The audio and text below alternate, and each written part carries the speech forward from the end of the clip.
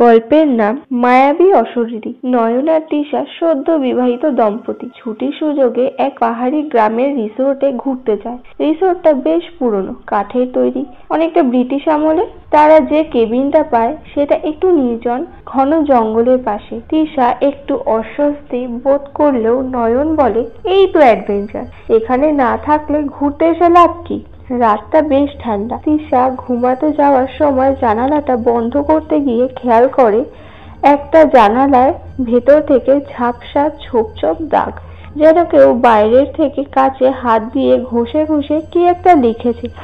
বাঁচাও আমাকে। তৃষা ভয় পায়। নয়ন ভাবে হয়তো আগে কেউ মজা করে লিখে রেখে গেছে।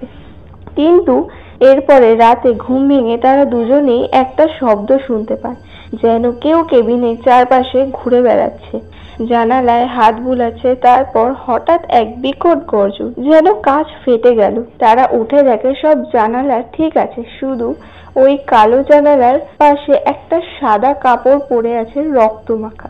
পরদিন তারা রিসোর্ট ম্যানেজারকে জিজ্ঞেস করে। ম্যানেজার চুপচাপ বলে, আপনারা ওই কেবিনে ছিলেন?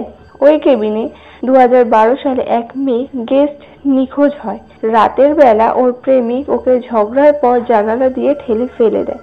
মেয়েটার লাশ খুঁজে পাওয়া যায়নি।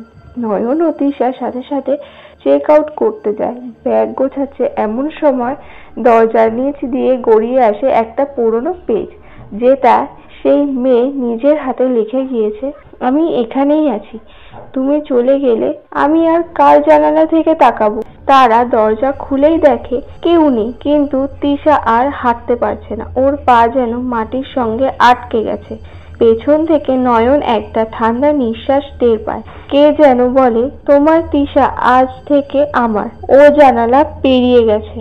হ্যালো এভরিওয়ান, আমাদের চ্যানেলের ফানি এবং হরর স্টোরি সম্পর্কে আরও বিস্তারিত জানতে হলে ডেসক্রিপশানে দেওয়া লিঙ্কটিতে তাড়াতাড়ি করে ফলো করে দাও এবং ভিডিওটি ভালো লেগে থাকলে অবশ্যই বেশি বেশি করে শেয়ার করে দিও, লাইক করে দিও এবং সাবস্ক্রাইব করে দিও।